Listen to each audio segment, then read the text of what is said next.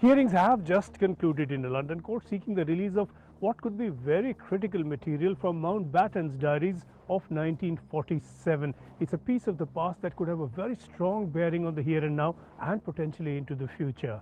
Some of this content relates to correspondence with the Queen. Some of it is on international relations, which in 1947 would mean the breaking of India and the making of Pakistan and issues around that.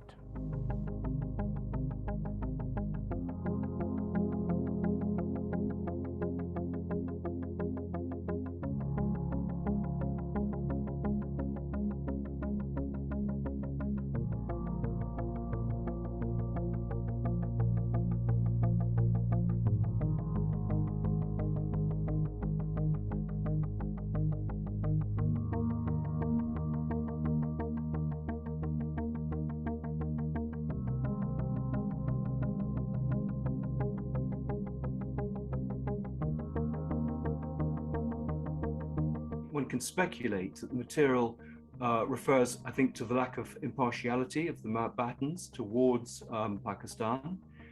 It will have, I suspect, have material on meetings or attitudes towards Nehru and Jinnah, which may, I think, for historians be very helpful. I think this isn't necessarily salacious gossip. I think it will shed new light on Indian independence and partition.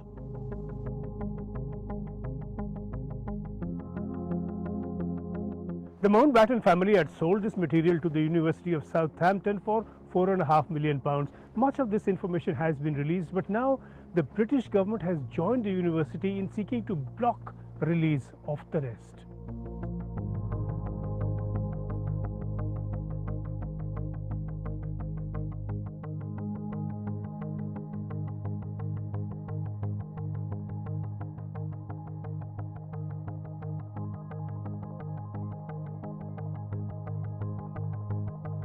They brought in the head of the India and Pakistan department to support the closure of this material. So it's clearly something they feel is still sensitive in terms of relations with both countries.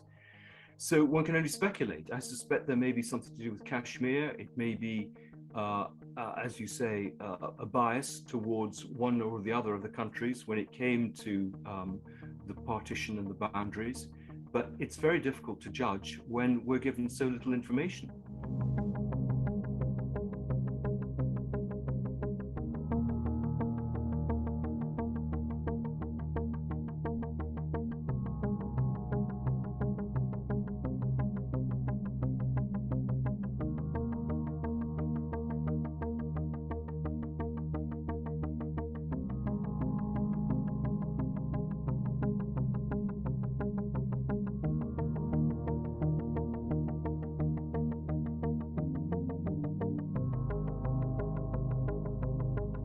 One of the things that will most interest people in India and Pakistan is the correspondence between Nehru and Edwina.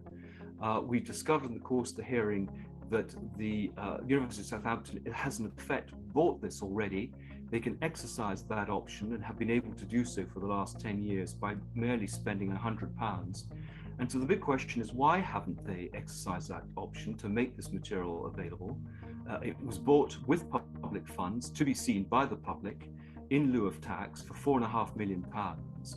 And it's a scandal that having bought it with our money, they are not letting us see it.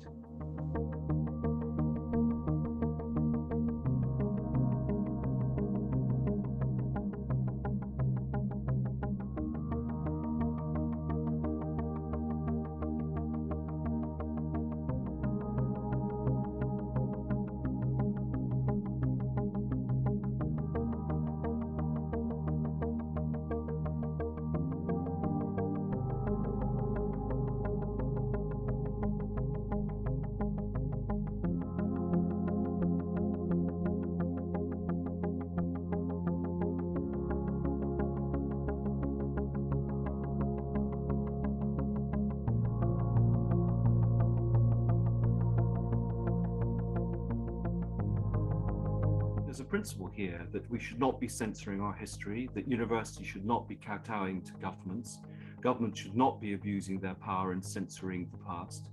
I feel bullied, and I think one needs to make a stand against this abuse of power.